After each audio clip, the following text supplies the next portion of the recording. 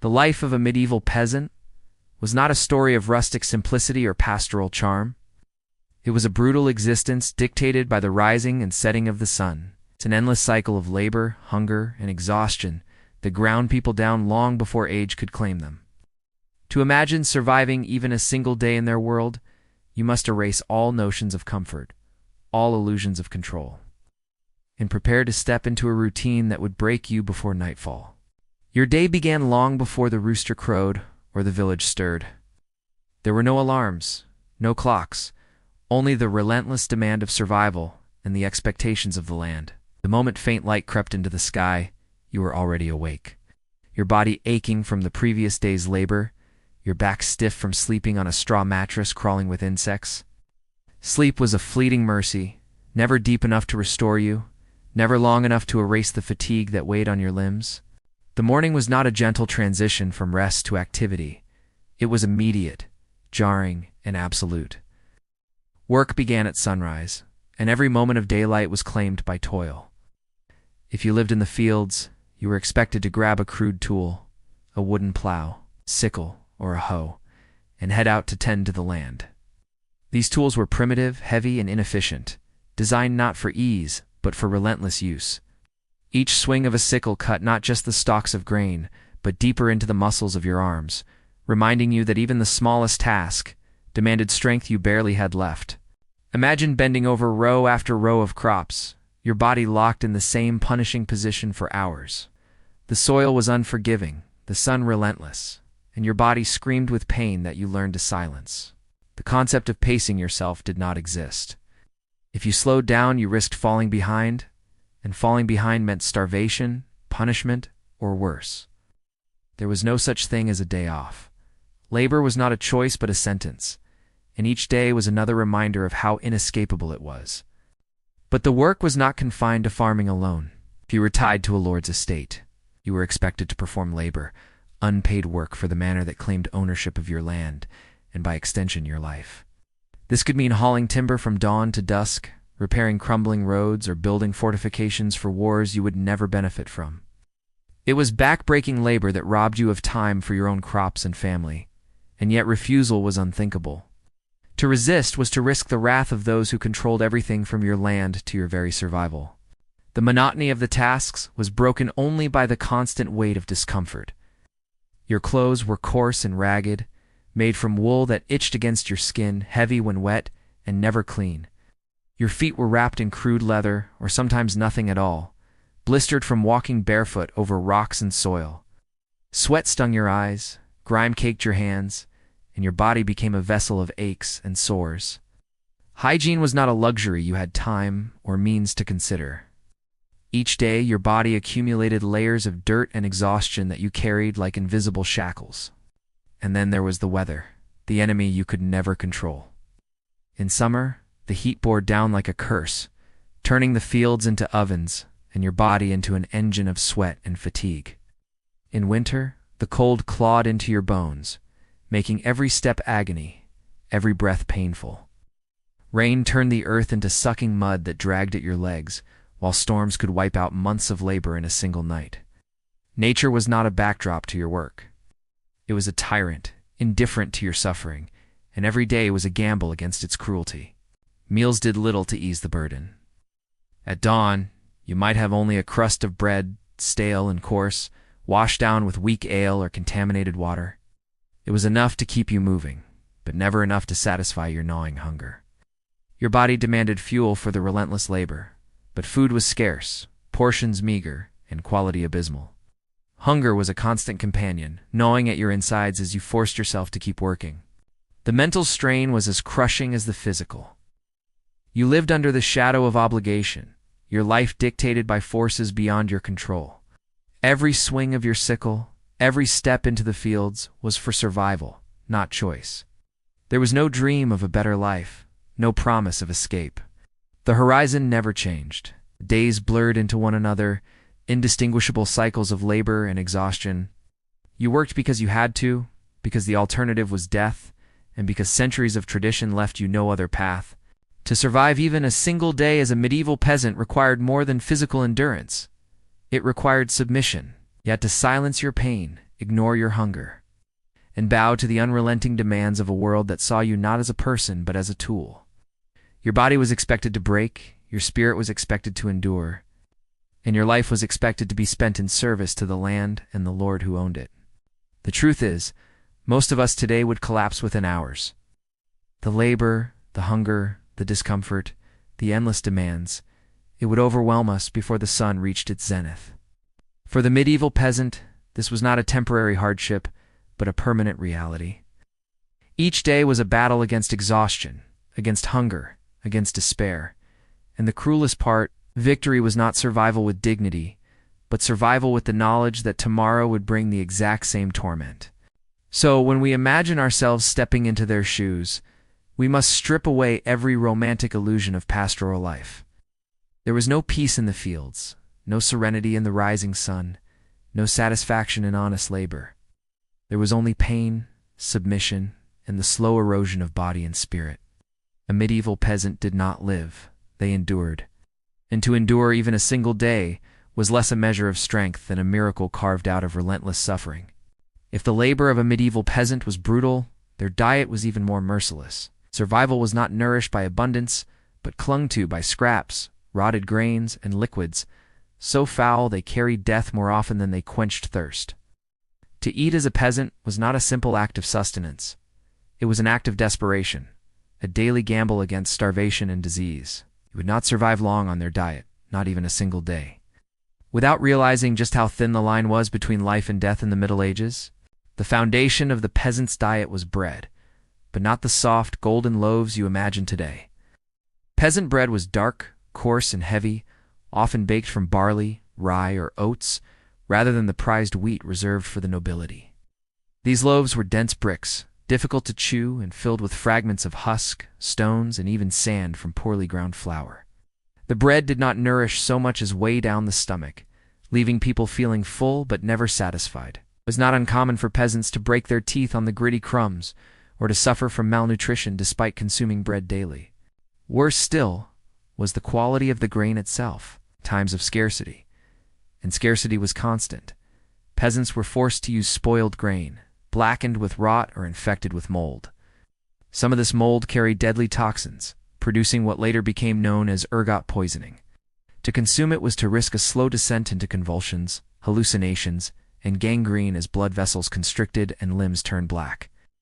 Yet when faced with the choice of eating poisoned bread or starving, many peasants chose to eat, hoping their bodies could endure what their empty stomachs could not.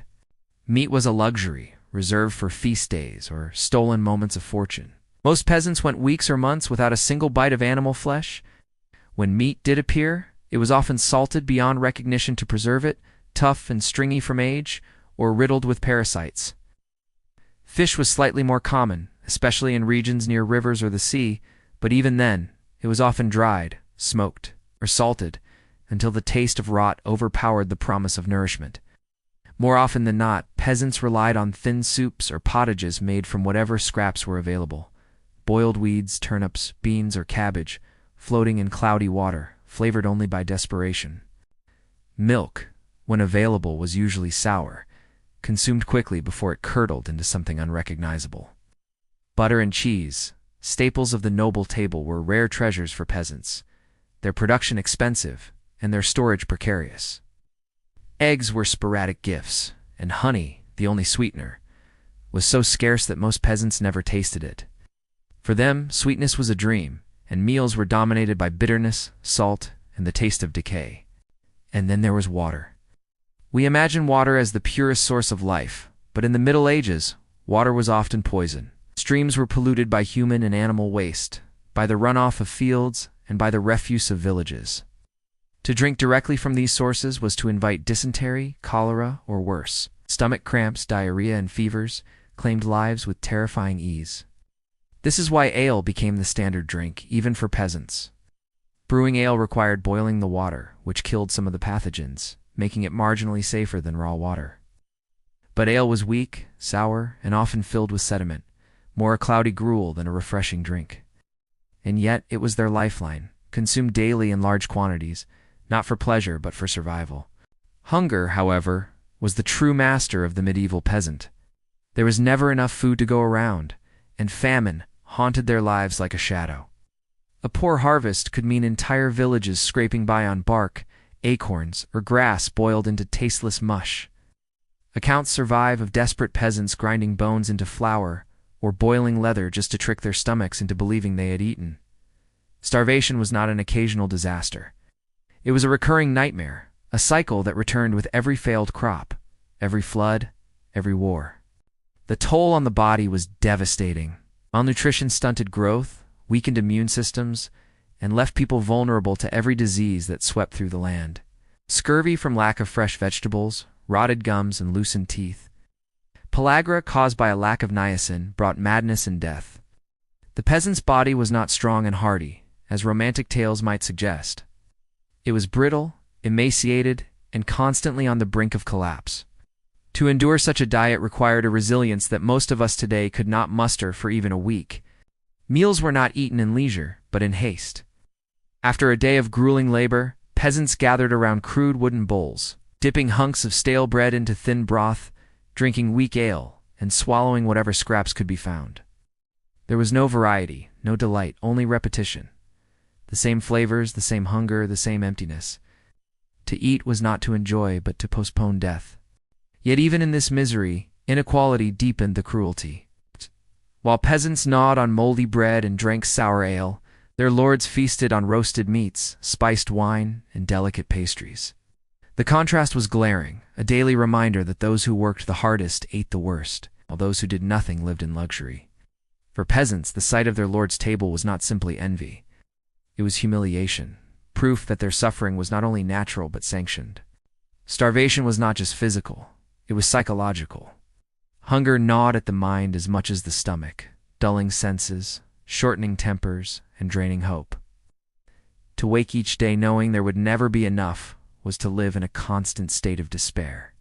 The body weakened, the spirit eroded, and survival became less a triumph than a sentence. To live as a medieval peasant was to understand that food was not a right but a privilege, one you might never attain. Bread was not nourishment but survival, water was not life but risk. And hunger was not a passing discomfort, but a permanent companion. Modern life, with its abundance of food and clean water, has insulated us from the reality of starvation. But step into the shoes of a medieval peasant, and you would feel it instantly. The gnawing emptiness in your stomach, the weakness in your limbs, the despair in your heart.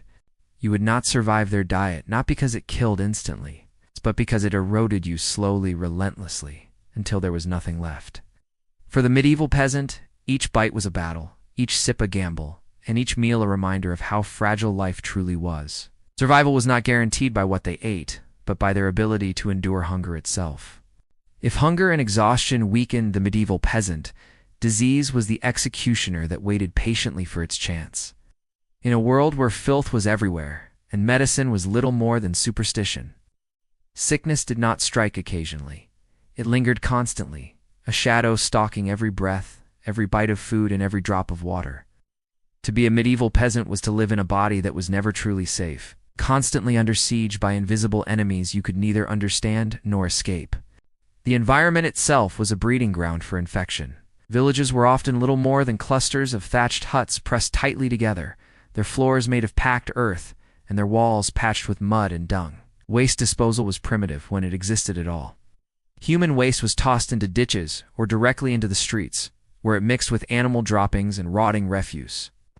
The stench was overwhelming, a nauseating haze that clung to everything, seeping into clothes, skin, and lungs. But worse than the smell were the swarms of flies and rats that thrived in it, carrying disease from one hut to another with merciless efficiency. Parasites were a daily torment. Fleas and lice-infested clothing, hair, and bedding. There was no escape from them. Even the wealthiest struggled to stay free of infestation, and for peasants, it was simply an accepted misery. At night, while exhaustion finally pulled you into uneasy sleep, bedbugs crawled across your skin, feeding as you tossed on your straw mattress. Worms infected your gut, stealing what little nourishment your body received. Scabies burrowed beneath the skin, leaving behind relentless itching and sores that became portals for further infection. A peasant's body was less a sanctuary than a battlefield, constantly under attack from creatures too small to see yet devastating in their impact. Water, when consumed, carried its own death sentence. Dysentery was rampant, leaving peasants doubled over with cramps. Their bodies racked with fever and their strength sapped by unending diarrhea. Dehydration, ironically, often followed the very act of drinking water. Typhoid fever stalked contaminated supplies, bringing high fevers, rashes, and delirium that often ended in death. And then there were the invisible killers no one could name. Bacteria and viruses unknown to them, but lethal all the same. Illnesses that today are mild inconveniences were deadly in the medieval world. A simple cut could fester into a fatal infection, red streaks crawling up the arm as fever set in and the body collapsed. Pneumonia, common in damp, smoky huts with poor ventilation, carried people off in droves. Tuberculosis hollowed out lungs over years, turning coughs into bloody death sentences. Skin diseases spread unchecked, leaving lesions, rashes, and disfigurements that marked survivors for life. And then there were the epidemics. Waves of horror that swept through villages and left corpses piled in the streets. The Black Death, the most infamous of them all, annihilated entire communities in the 14th century, killing millions and reducing villages to ghostly silence. But even outside of those catastrophic events, localized plagues were frequent. Outbreaks of smallpox, measles, or influenza could devastate villages where immunity was non-existent and where the sick lived side by side with the healthy in cramped huts.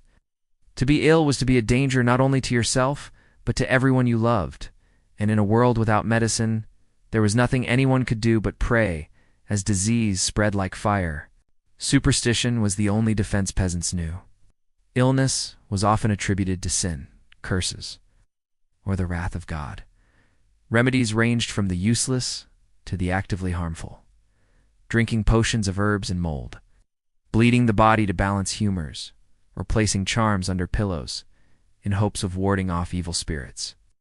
Some wore amulets made from bones or teeth, convinced they offered protection. Others submitted to bizarre rituals involving smoke, ashes, or animal fat. Rarely did any of it help. More often than not, these cures only worsened the suffering. Doctors, if they could be afforded at all, offered little more than superstition with an air of authority. Most peasants never saw one in their lives. Instead, they relied on local healers or wise folk, whose knowledge of herbs was sometimes helpful, but always limited. Willow bark might ease a fever, garlic might stave off infection, but none of it could combat the sheer scale of disease. And when illness struck hard, most peasants simply lay down on their straw beds, waiting for the inevitable. The psychological toll of this constant exposure to death and disease was immense.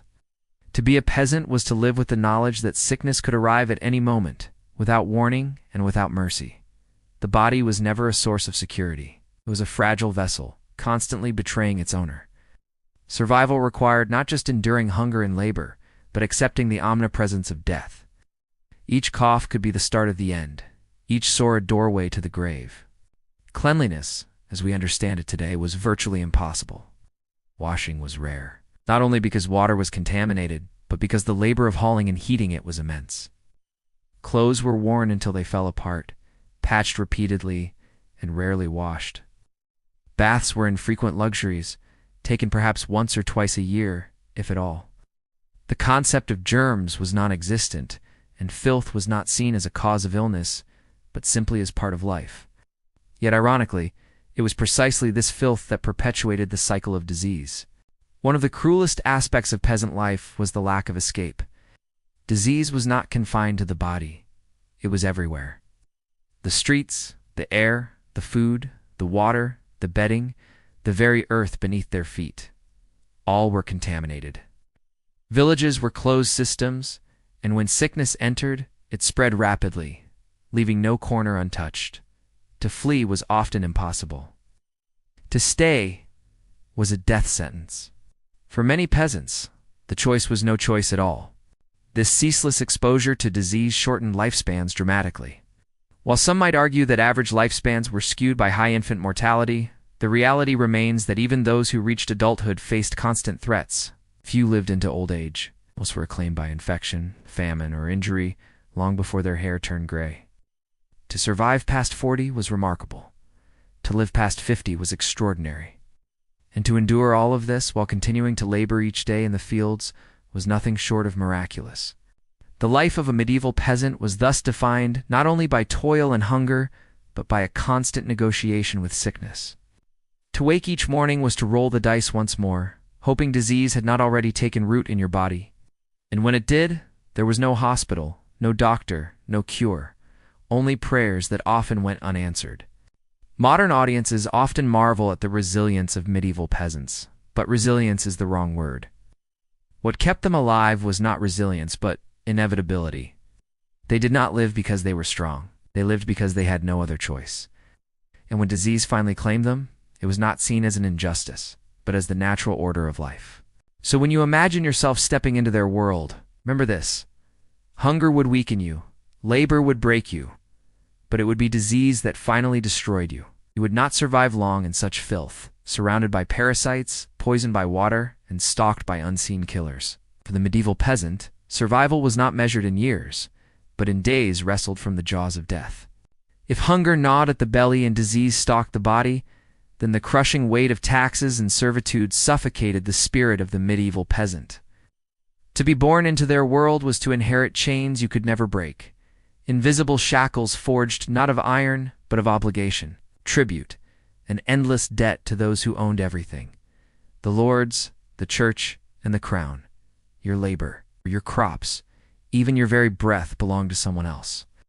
And no matter how hard you worked, freedom was an illusion you could never touch. Every acre of land you tilled, every furrow you carved into the soil, was not yours to claim. The fields belonged to the lord of the manor, and you were little more than a tenant, permitted to work a small plot in exchange for your loyalty and your backbreaking labor.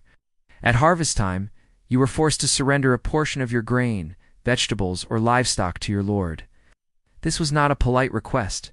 It was an obligation, enforced by custom, law, and the threat of punishment. No matter how meager your harvest, the Lord's share always came first.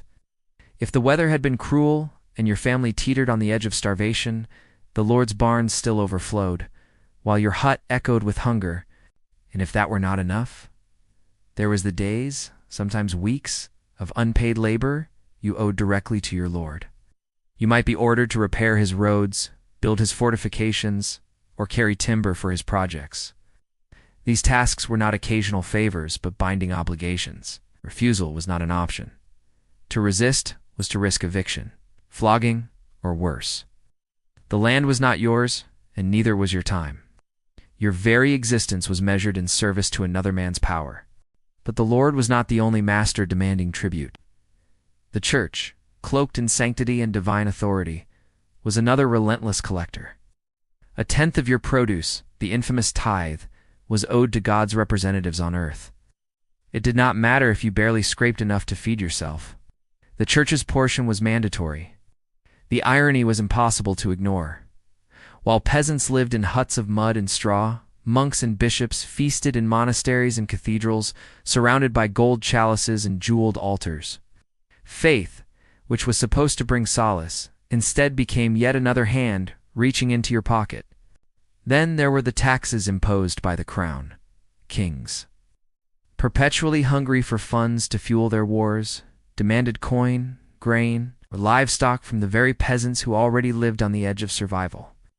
Soldiers were dispatched to enforce these taxes, and those who could not pay were often beaten, imprisoned, or forced to give up what little they owned.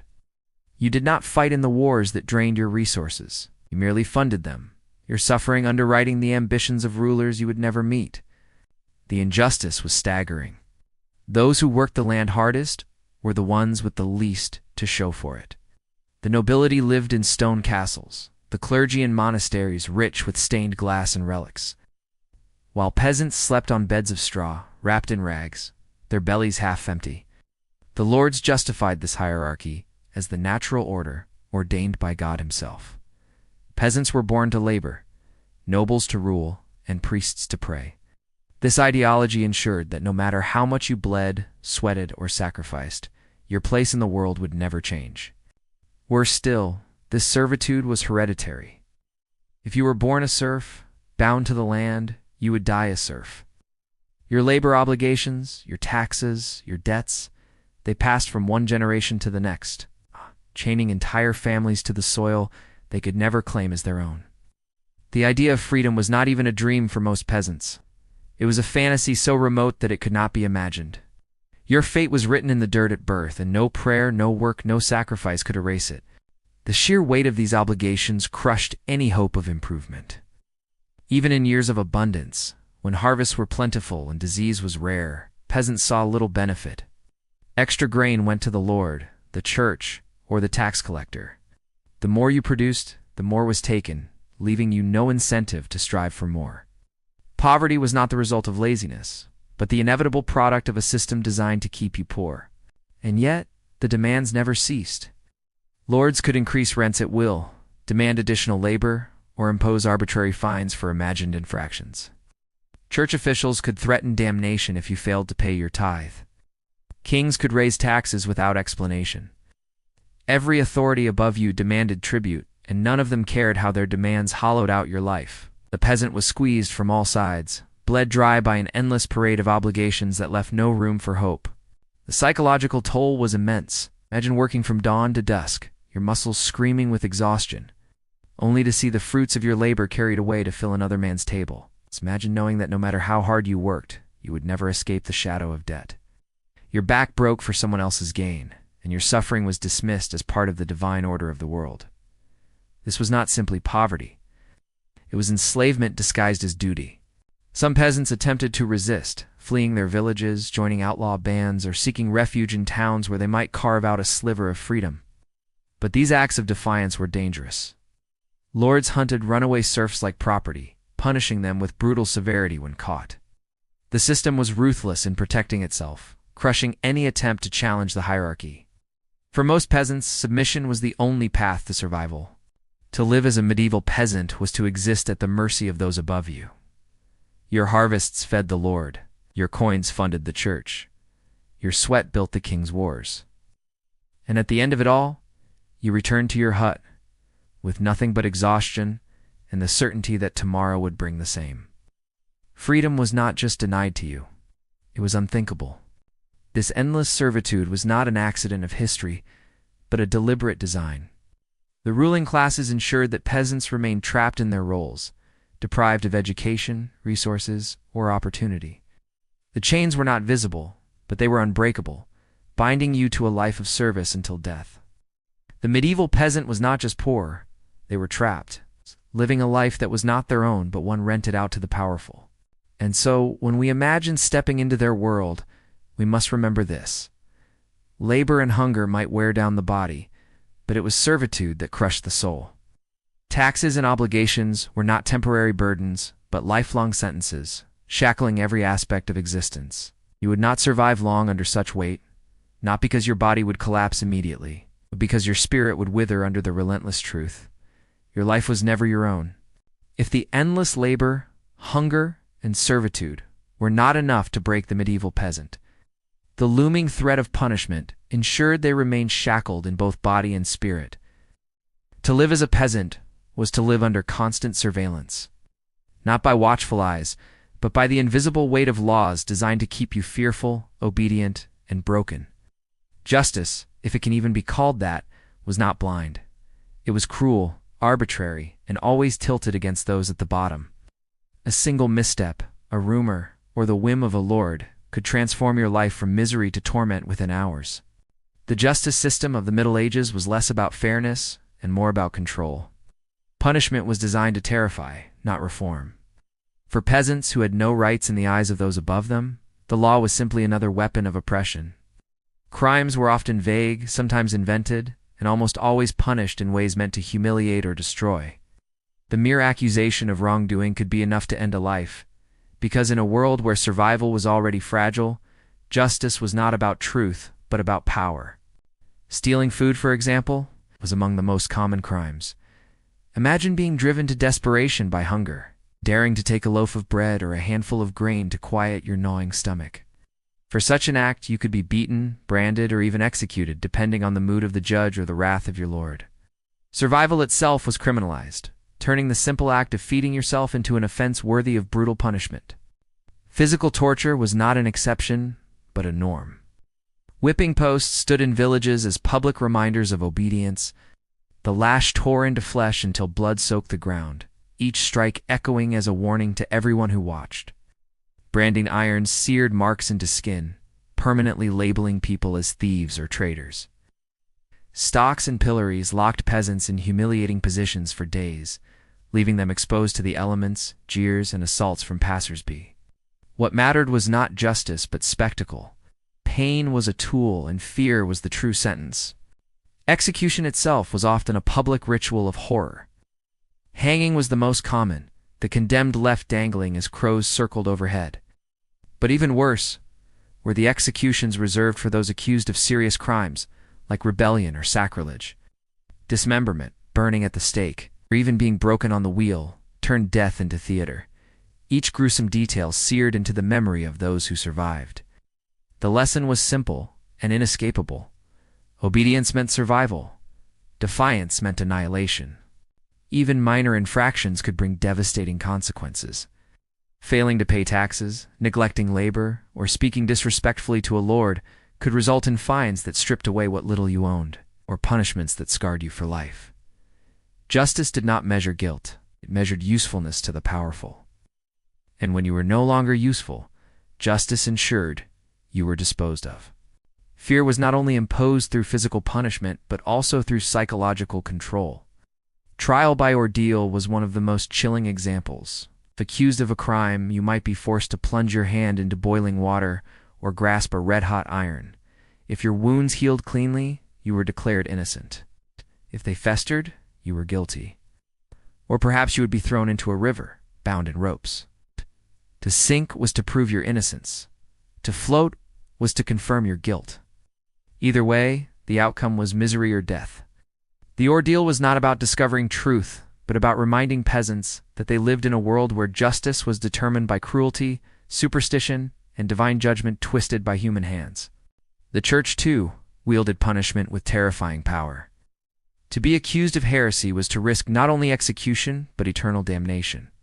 Confessions were often extracted under torture, with racks stretching bodies until joints tore, or thumbscrews crushing bone.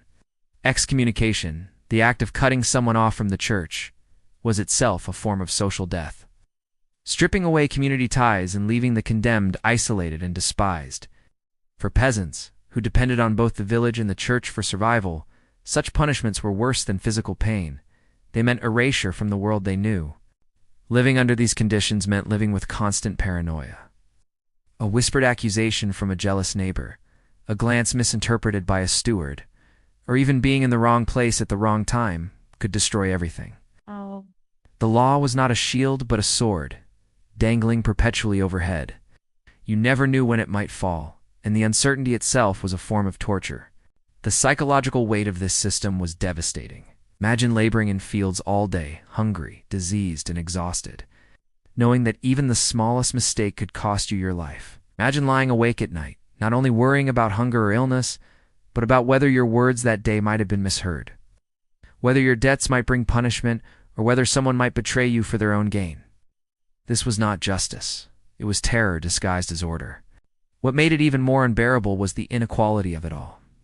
Nobles and clergy often committed crimes with impunity, shielded by their wealth and power. A lord could exploit, abuse, or even kill with little consequence, while a peasant could be executed for stealing a loaf of bread.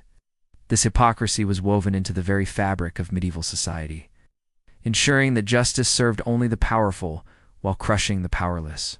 The cumulative effect of this system was a population held in place not only by hunger and labor, but by fear itself. Fear ensured obedience when hunger failed. Fear silenced dissent when disease weakened voices.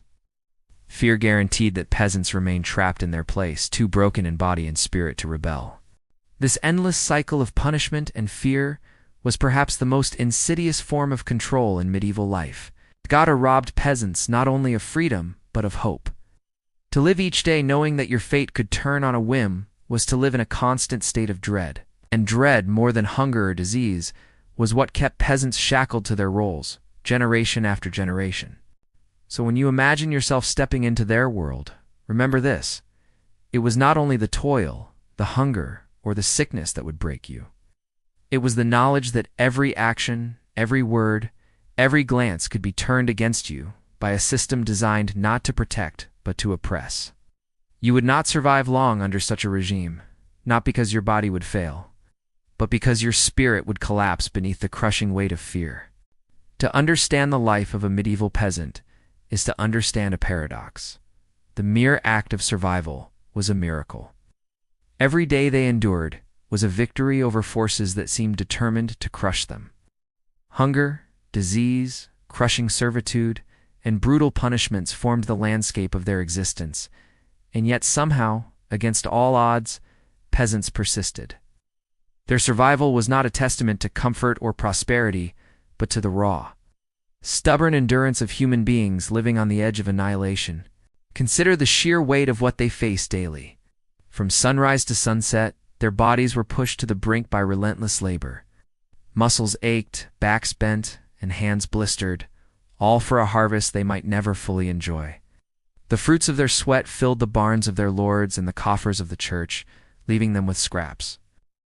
And yet they continued to till the fields, sow the seeds, and harvest the grain, knowing that tomorrow demanded the same sacrifice. To survive even one season of this endless toil was remarkable. To survive years, or even decades, was nothing short of miraculous. Food, when it appeared, was never guaranteed to be safe. Bread could rot with toxins that warped the mind and poisoned the body. Water was fouled by filth, carrying disease as often as relief. Hunger was never absent, lurking always in the background, ready to tighten its grip during the lean seasons or after a poor harvest. Malnutrition left bodies weakened and vulnerable, prey for illnesses that thrived in such conditions. And yet peasants somehow managed to endure on diets so meager that most of us today could not tolerate them for a week. Disease was an omnipresent predator. Parasites crawled in their hair and burrowed into their skin. Contagion swept through villages, leaving corpses in their wake. Simple wounds could fester and kill, while epidemics like the plague could obliterate entire communities overnight. Medical knowledge was primitive, often useless, and sometimes actively harmful. Remedies of herbs and charms did little against the crushing reality of infection. Yet peasants carried on, nursing each other through fevers, burying their dead, and returning to the fields even as the shadow of death loomed over them. Survival was not health. Survival was endurance, in a world where sickness was the rule, not the exception. The system of servitude that governed their lives added another layer of torment. Taxes devoured their harvests, lords demanded labor without pay, and the church insisted on tithes that drained what little remained. Every authority above them sought to exploit their suffering, ensuring that poverty was not just an accident, but a permanent state. And yet peasants persisted in their servitude, bound not by choice, but by necessity. To rebel meant death, to escape meant punishment. And so they endured, generation after generation, carrying the burden of a system designed to keep them broken. That survival continued under such crushing weight is one of history's most haunting miracles. Then there was the omnipresent fear of punishment. Stocks, the lash, the branding iron, all were tools of terror designed to keep them submissive. A single act of defiance, or even an accusation without evidence, could destroy their lives. Justice was a weapon wielded by the powerful to ensure obedience. Living under such constant dread should have destroyed all spirit, and yet peasants continued to endure. They bowed their heads, performed their duties, and carved out moments of existence in a world determined to erase them. So how did they survive? The answer lies not in strength as we imagine it, but in a kind of resilience born of necessity. Peasants did not have the luxury of despair. Their survival was forced upon them by the relentless demands of life itself. They endured because they had no choice. Each day was about securing enough food, enduring enough labor, and obeying enough laws to see another sunrise. Their lives were not defined by hope for improvement, but by determination to endure, however bleak tomorrow might be. But survival was not only physical, it was also communal. Villages, despite their poverty and filth, were networks of interdependence. Neighbors helped one another with harvests, shared tools, and banded together in times of crisis. Bonds of kinship and community formed fragile safety nets that allowed survival where individuals might have perished. Even in the face of oppression and cruelty, peasants drew strength from each other, carving meaning from shared endurance. This fragile solidarity was itself a miracle, a quiet defiance against the crushing weight of their world. Faith, too, played its role, though it was often a double-edged sword. The church exploited peasants with tithes and threats of damnation, yet belief also gave them a framework to endure suffering. To many peasants, their hardships were not meaningless, but part of a divine plan, a test of endurance that promised reward in the afterlife. This faith, however manipulated, gave them the strength to continue. Whether genuine or imposed, belief became a survival tool, transforming agony into something bearable, if not comprehensible. When we look at their world, we see nothing but cruelty, filth, and despair. And yet they lived. Not all, not always, but enough to ensure that life went on. Each harvest planted despite hunger, each hut repaired despite decay, each season endured despite famine. These were acts of quiet defiance against a world determined to erase them. Their survival is not to be mistaken for peace or prosperity. It was not triumph but endurance, not flourishing but persistence. And that persistence, however grim, was itself extraordinary. For us today, the thought of surviving even one day as a medieval peasant is almost unthinkable. Our bodies are unprepared for the labor, our stomachs unprepared for the diet, our minds unprepared for the constant fear. What we would call suffering, they called life. What we would collapse under in hours, they endured for years. To them, survival was not a miracle of chance but the only path available. To us, looking back, it is difficult to comprehend how they endured it at all. The miracle of their survival lies in its ordinariness. They did not think of themselves as miraculous, nor did they see their endurance as extraordinary. For them, it was simply existence. But from our vantage point, centuries later, we can see it for what it was. A testament to the sheer will of human beings to persist against forces that should have destroyed them. They carried history on their bent backs, one day at a time, ensuring that life, however brutal, continued.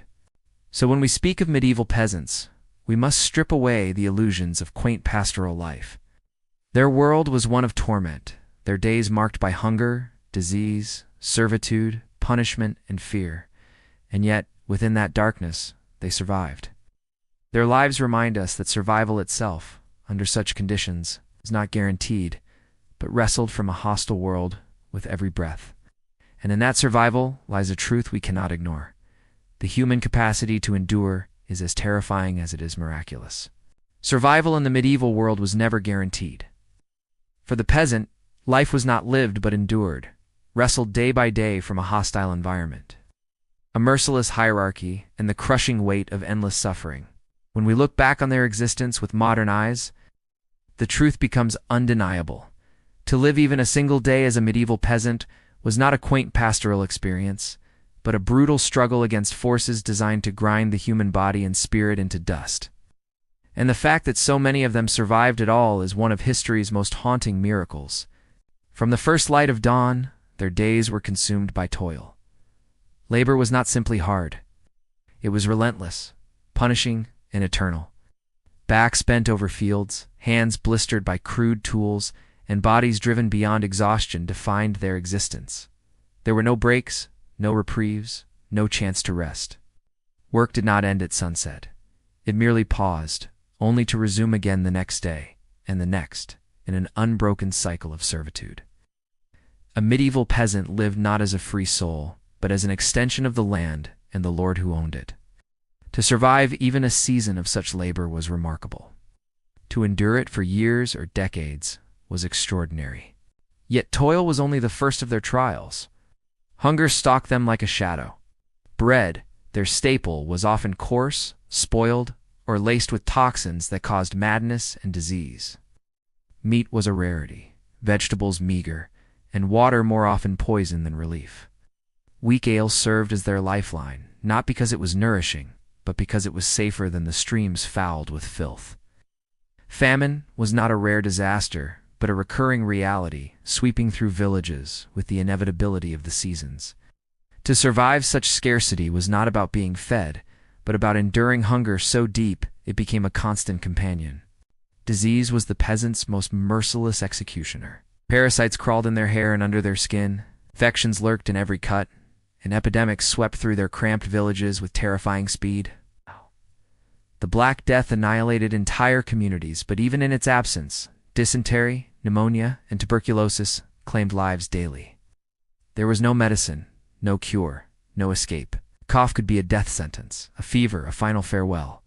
To live at all in such filth and squalor was a victory of endurance, not of health. As if labor, hunger, and disease were not enough, peasants bore the crushing weight of servitude.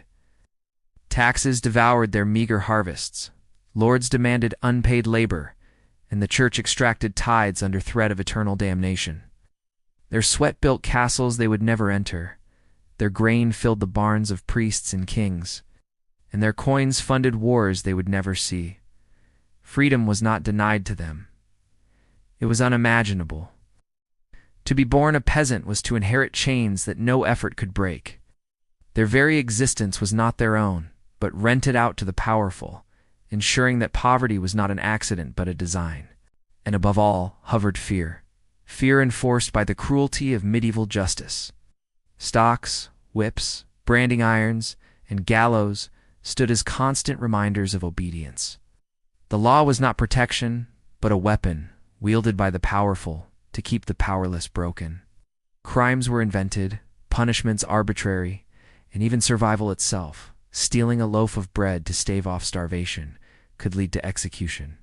Fear was the true enforcer, the invisible chain that kept peasants in their place when hunger and disease could not. So why did they survive at all? The answer lies not in strength as we imagine it, but in necessity. They endured because there was no other choice. Survival was not an act of will, but of inevitability, a brutal persistence in a world that offered no alternatives. They lived because to stop living was unthinkable. Each day was a negotiation with hunger, disease, and punishment, and each day they clawed from the jaws of death was another step forward in an endless march. And yet, within this bleak existence, there was a kind of resilience. Villages, despite their poverty, were bound together by fragile ties of community. Neighbors shared tools, food, and labor, because without one another, survival was impossible.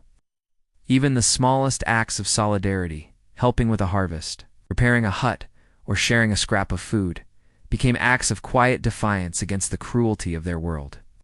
Faith, too, however exploited, offered meaning. Religion promised that suffering was not meaningless but part of a divine plan, and that salvation awaited beyond the grave. For many peasants, this belief was the only thing that gave them the strength to endure another day. The survival of medieval peasants is one of the most extraordinary, if grim, testaments to human endurance. Their lives were defined by hardship, their days measured in suffering, and their deaths often came too soon. Yet they endured long enough to build generations, sustain communities, and keep the fragile spark of civilization alive in a world determined to extinguish it. Their survival was not glorious, nor was it noble. It was raw, brutal, and relentless. And that is precisely what makes it so haunting. For us today, cushioned by abundance, comfort, and medicine, the life of a medieval peasant is almost unimaginable. We could not last a single day in their shoes. Our bodies would break under the labor, our stomachs would revolt at the food, our minds would collapse under the fear. What they endured as ordinary, we would experience as unbearable. What they accepted as life, we would call torment. And that is the ultimate lesson of their existence. Survival itself was the miracle. Not because life was good, but because life was so difficult that continuing it at all was a victory. They did not flourish. They did not triumph. They did not prosper. They endured. And in that endurance lies both a warning and a truth, that human beings can survive almost anything, but survival alone is not the same as living. So when you think of the medieval peasant, strip away the illusions of pastoral simplicity. Forget the romantic visions of green fields, quiet villages, and rustic peace. Remember instead the hunger, the disease, the servitude, and the fear. Remember that to be a peasant was to exist in a world designed to break you, and that to survive even a single day was nothing short of extraordinary. And perhaps in remembering them, we also confront a deeper truth about ourselves, that history is not built by the kings and nobles whose names we remember, but by the countless peasants whose suffering carried civilization forward. They were the forgotten multitudes, the bent backs, the weary hands, the silent endurance behind every stone laid and every field harvested. Their survival, brutal as it was, is the foundation upon which all of history rests. And that is why when we say you wouldn't survive a single day as a medieval peasant, it is not exaggeration, it is truth.